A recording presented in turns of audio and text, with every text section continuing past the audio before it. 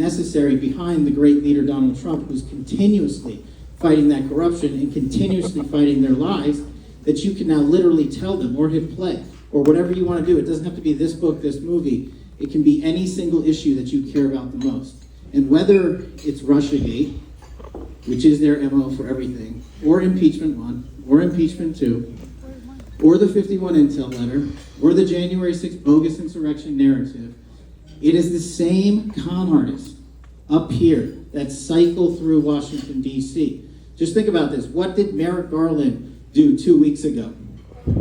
He said, Russia, Russia, Russia, it's back. And the people that were flanking him were my former bosses at the DOJ 10 years ago who architected Russiagate. Now they're running the Department of Justice. And the reason they're running on a fear-mongering campaign is because Kamala Harris has no policies that could actually defend this country better than Donald Trump. And so what they want to do is drown out your voice and have you cling on to conspiracy theories and say, look, those folks are crazy. They're the crazy ones, but we can't take the bait. We can't go out there and talk about things that don't help unify this country. We can't go out there and waste our time about conspiracy theories they ignite and for us to jump on. And so in order to defeat that entire animal that has been breathing and breeding in Washington, D.C. for all these years, you have to deliver a harsh message to everyone, not just in California, but come and help us out in my neighboring state of Nevada or Arizona, or if you got a home in North Carolina or wherever. Remember, the last 2 presidential elections were decided. I'm not here to talk to you about who won, who lost, or any of that stuff. I can't go back in history. I can't put Donald Trump back in the White House because of what happened 2, 4, 6 years ago. The only thing we can focus on is this next election. I don't care if you call it the most important election of your lifetime or not, it's the next one. It's the one that's here in front of us in 43 days.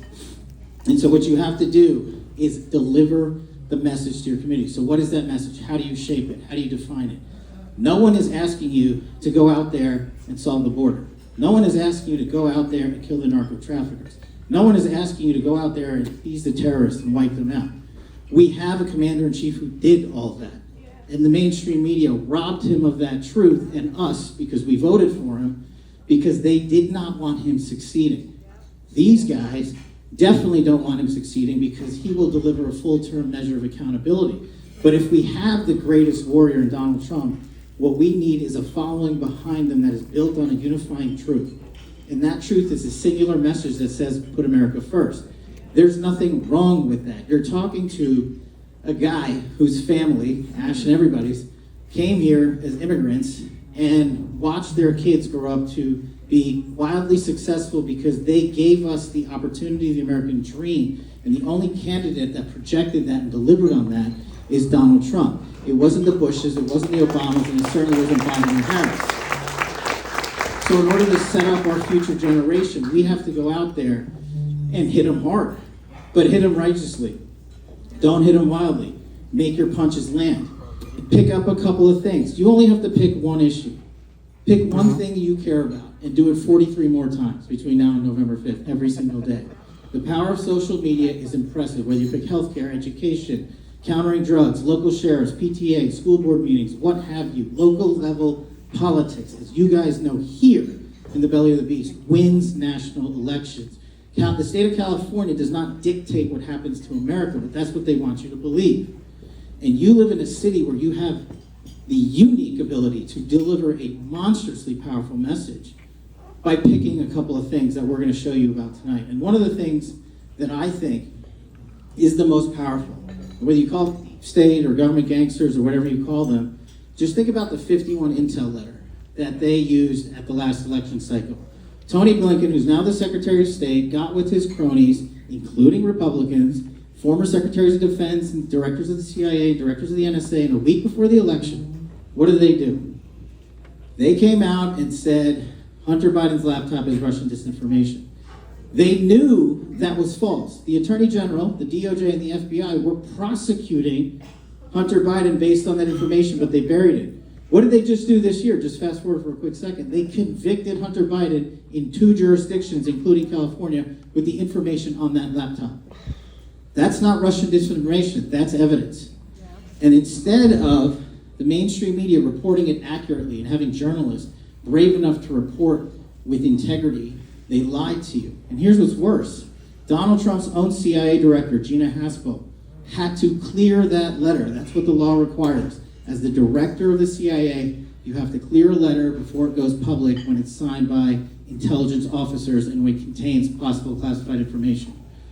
A letter like that would take months to clear if it was done properly.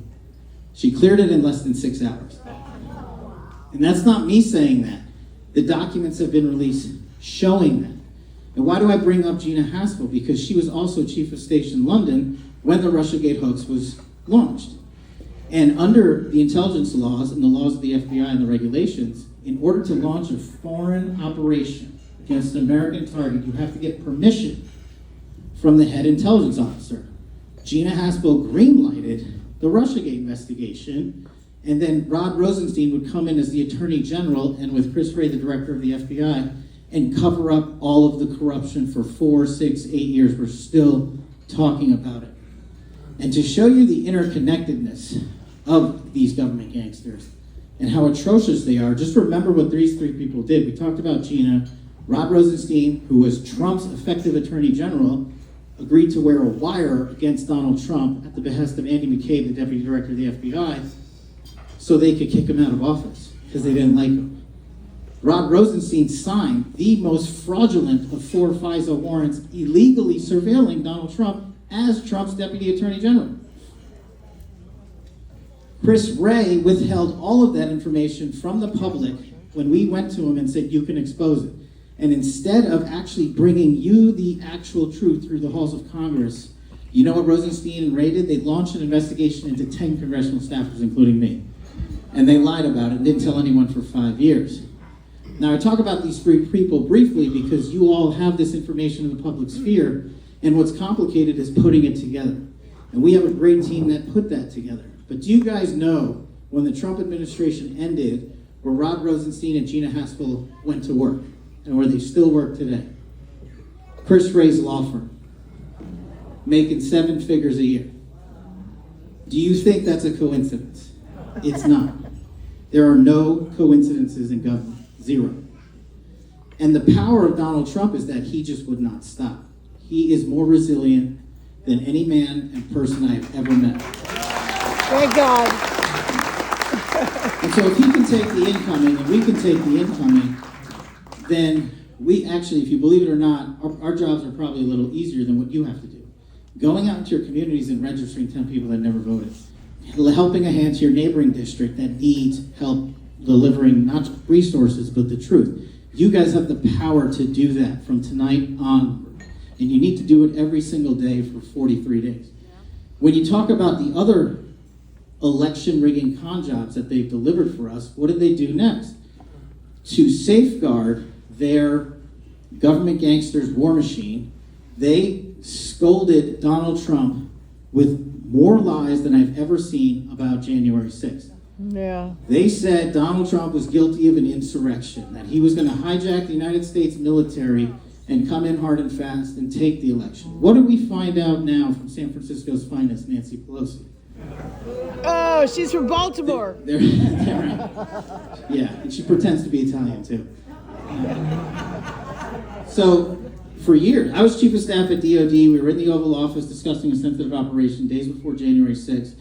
It was myself, the Secretary of Defense, the Chief of Staff, and the Chairman of the Joint Chiefs of Staff, and 1 or 2 other people. And President Trump goes, look, it's pretty simple. There might be some activity in the coming days. You have authorization for 10,000+ National Guardsmen and women if you need it. Why is that important? Because President Trump authorized it. President Trump constitutionally cannot order the deployment of the National Guard or military. That would be an insurrection. So what's the next step? We activated our Secretary of the Army, sent them immediately to Capitol Hill, I think this was January 4th, because we needed a request. And you guys are familiar with this in California. Your governor requests the National Guard all the time for sporting events, for concerts, for big-time traffic incidences, and the like. They don't just show up here. The president has to authorize it, and they have to request it. And what did Pelosi and Bowser do? Because they're in charge of Washington, D.C., since it's not a state. They said, we don't need anything. Bowser put it in writing. Pelosi recorded a film on January 6th where she literally said, I am responsible for January 6th. Of course, we only found that out, 2 weeks ago after the January 6th committee buried that tape. It's a prime example of the government gangsters' ability to literally take their corruption and hide it from you, and then get in their bully pulpit and yell at us and say where the insurrection is. We defeated that narrative just like Russiagate, but it took about 3 years. I was the first guy subpoenaed by the January 6th committee. I was subpoenaed by Jack Smith and his goon squad. The thing about the truth is it doesn't change. Yeah. The thing about liars is they are the ones, when they get caught, they change. So they change their tune. And here's the kicker. If Merrick Garland's Department of Justice, with Chris Wray at the FBI, and the Biden-Harris administration could have charged Donald Trump with insurrection, don't you think they would have? Yes. Sure. And he hasn't been charged with that to this day because he's innocent of it. But the mainstream media is leveling that claim at it because Kamala Harris has no policy to secure our border, to end the forever wars, to take on the narco traffickers, or do anything else. She has a policy to regurgitate canned statements and let the mainstream media slice them up and sell them to the American public and the world if she's God's greatest gift to political elected office. But we have to call her out. You guys especially. She was your Attorney General. Do you know the two people most responsible for sentencing minorities to prison in U.S. history? Kamala Harris is your state Attorney General, and Joe Biden when he signed the 1998 crime bill. Do you know the president that reversed those? Donald Trump with the SAVE Act, the Second Act. You have the power to talk about that as Californians because she was here, and you can export that message that she wants no one to hear. And when you hear President Trump and her square off, and you talk about what are they going to do next, the operational arm of the deep state is very simple. It's a two-tier system of politicized justice, intelligence, and defense. Donald Trump talks to you about ending the forever wars, which he did. Yes. Kamala Harris comes after you and raids your houses of worship. Kamala Harris has the FBI show up at the schools where your children go and attend and say, we're going to arrest you if you dare to interfere with the curriculum and dare to teach our children history, science, and math instead of gender fluidity at the age of 10. That's what the Harris administration stands for. And if you think they're willing to do that from everything that we've just been talking about, the question remains is, what else are they doing? Okay? Right. Here's the wild part. Who cares? We know they're doing it. Okay? And so in order to beat them at their game, which is the best way to end the reign of the government gangsters, you have to win so big, as Donald Trump says. You have to swamp the vote and beat the cheat. And that's the only thing we should be focused on. We shouldn't be focused on how they might be rigging it or what they're doing to be rigging it. We should be focused on the fact that you need to tell your communities that they are rigging it. And that is not a conspiracy theory. We just gave you 3 solid examples. We should be focused on the fact that President Trump's agenda is far superior to anything that Kamala Harris can deliver. Yeah. And when you distill that agenda, I like to give this example. When I served a couple of positions, whether it was Deputy Director, National Intel, or running President Trump's counterterrorism programs, this singular mission is not an apolitical mission. He literally said, here's our mission set. We're going to kill the leaders of Al-Qaeda. We're going to wipe out the emirs of ISIS. We're going to bring home American hostages. We're going to end the forever wars. We're going to crush the narco traffickers and the sex trafficking trade. And we are going to return to global diplomacy on the international stage with WASTA because we are America and we are going to lead. That's not political. What American doesn't want that? How much more CCP fentanyl has to come into our streets and kill our children before mainstream America wakes up? Remember, Donald Trump's 20-point bulleted plan has been out there forever. Agenda 47 is very simple. But these guys, these government gangsters want to drown that message out because they don't have a better one. So they're going to continue to lob grenades in your faces, in your communities. They're going to continue to use the mainstream media. And a great example of that is this depiction, which I think is now funny, on your tables with my face on it, which actually kind of makes me look good, so it's cool. But the author of this garbage hit piece took 4 months to excoriate me. And do you know what she said? I interviewed 40 people that know you. And she also interviewed 20 people that actually knew me and didn't use a single quote from any one of those 20 people. And then she said, you know what Kash Patel did during a hostage rescue operation on Halloween at the end of the Trump administration, where SEAL Team 6 successfully conducted an aerial assault into northern Africa and rescued an American hostage in 59 seconds. She said Kash Patel superseded the authority of the Defense Department and said he didn't care if Navy SEALs died on that mission, which is all they have. My guys were on that bird that I started with, literally on the hop. I watched them jump out of the V-22s because President Trump didn't hesitate for a second when we presented him with that plan. Can we rescue him? Is there a threat to force? Should we do it? Yes, yes, let's go. And that was it. And that's the kind of commander-in-chief you want. Do you think the Taliban and Al-Qaeda fear this administration? Donald Trump rescued 54 hostages and detainees during his presidency. 54. That's more than every single president before him combined. Do you think the hostages, American and otherwise, that are being held in a war, which is what it is, in Israel and the surrounding territories, do you think they want Harris on January 20th, or do you think they want Donald Trump to bring them home? Are we going to give up more Lords of War for WNBA All-Stars to Vladimir Putin, or are we actually going to go and actually get our American citizens out without giving up terrorists? She has shown you what she will do. The worst lie they are telling you right now is elect me now, Kamala Harris, and I'll show you what I'm going to do on January 20th. You've had 4 years to do it, and you haven't done it. You have failed time and time and time again.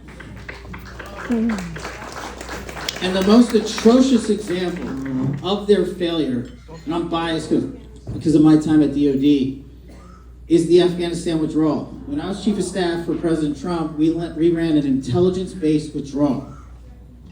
That means we did not have a political end date. That means we had a fact-based plan to, over time, and if certain milestones were hit, we would slowly withdraw. We handed that entire plan off. This is the other thing that the deep state doesn't want you to know. President Trump ordered the largest DOD transition in U.S. history, which I ran. The largest. We did it in the midst of COVID. And all they could talk about was how we were, quote unquote, blocking access.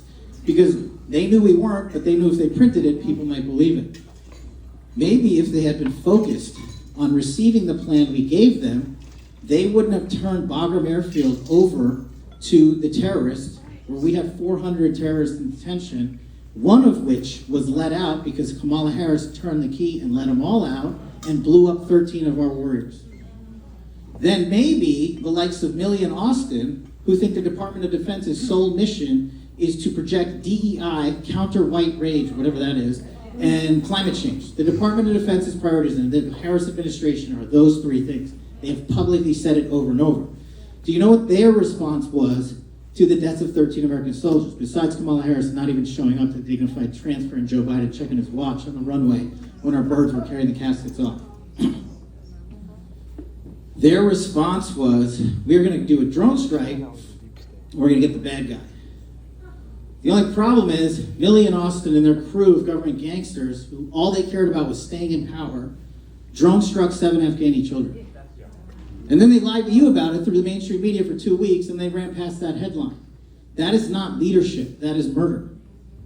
And every one of them is responsible for that. Is that the type of leadership and defense you want in Washington, D.C.? Simply ask yourself that. But then present that question to your community. I bet you a lot of them don't know that. That's our job. That's not DJT's job. That's our job, to tell every single American what actually happened. And you don't have to tell them about everything we're talking about tonight. Again, pick one thing. Pick one thing. And then ask yourselves, is our future generation better off with Kamala Harris or President Trump? And obviously, I know my answer, and I think I know your answer.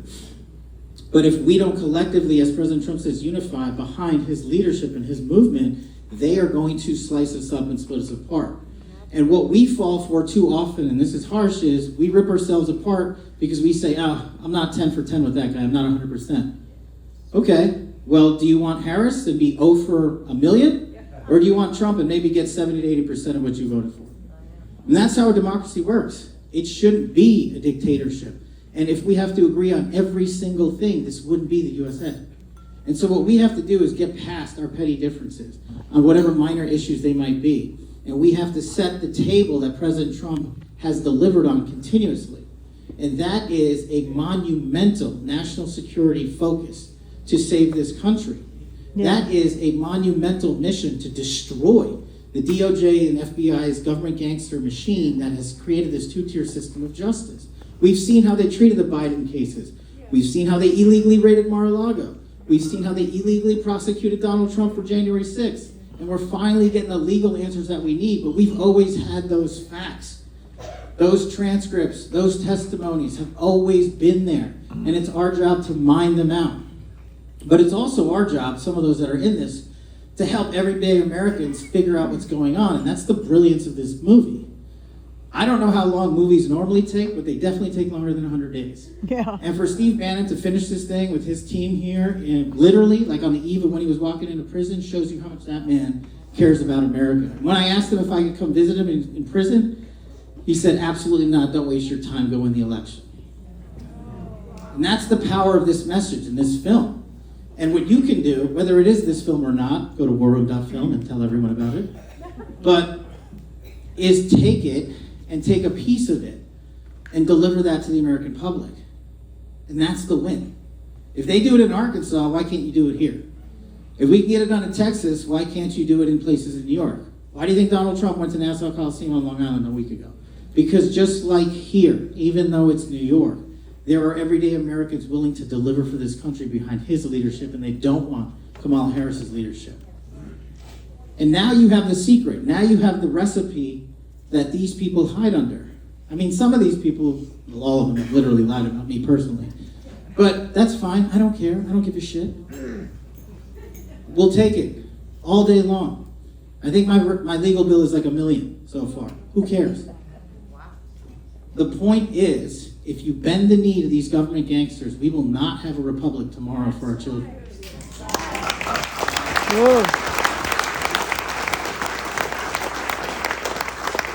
And so as I said, I'm blessed to be able to travel around the country and be Donald Trump's senior advisor for national security and do whatever I do, but I got the easy job. I get to jump on a plane, I'm going to bus in Wisconsin for 3 days literally tonight. And we'll keep going.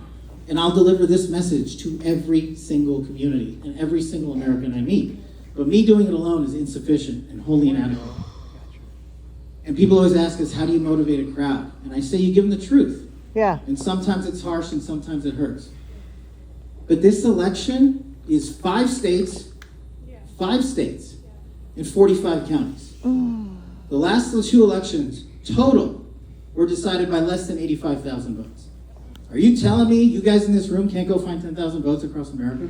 And if every single room I talk to finds 5 or 10,000 votes across America, then yes, we will send Donald Trump to the presidency. But it takes courageous messaging to the gun owner community, the Bitcoin community, the crypto community, to address single issue voters that have never voted in their life and never cared to be addressed by Washington's behemoth.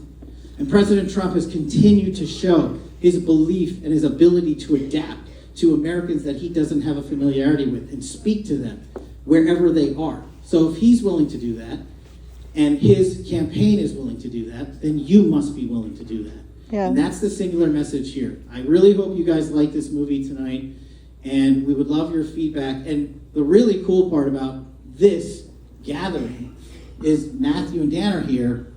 They are the geniuses of this film. You guys can pepper them, not me, with questions. And if it's awesome, you're welcome. And if it's not, you can throw stuff like that. But no, I think you're going to find we stitch together everything I just talked about and more.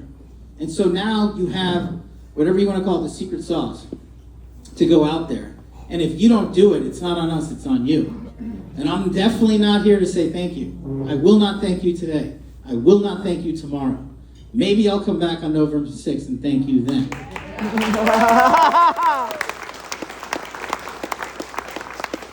But the American dream is alive and well in Donald J. Trump's America. It is not alive and well in Kamala Harris's California. Make sure you go out there and educate every single American you come into contact with the truth. You will slice and dice through every government gangster conspiracy they're going to throw at you. You don't have to figure out what's coming next. You just have to show them what they have done over and over and over again to rob you and your children of it. And we have to have a leader in the White House who prioritizes our beliefs, our Constitution, our law enforcement, and our military, and doesn't spend $200 billion in 2 more world wars. I don't know about you, but I know a guy that would rather spend money on the 55,000 homeless veterans than those that wear the badge in this country. So as always, look, it's truly an honor. Ash, I can't thank you enough for getting me out here, because honestly, when they were like, you want to go to San Francisco? I was like, huh? and everywhere I go, I learn a lot. I was like, why am I going to Arkansas? They're going to win. Because they need to get activated and motivated to get out of Arkansas. Why am I going to San Francisco? Because do you know the single state that had the most votes for Donald J. Trump in the last election? Numerically? Here. Yay!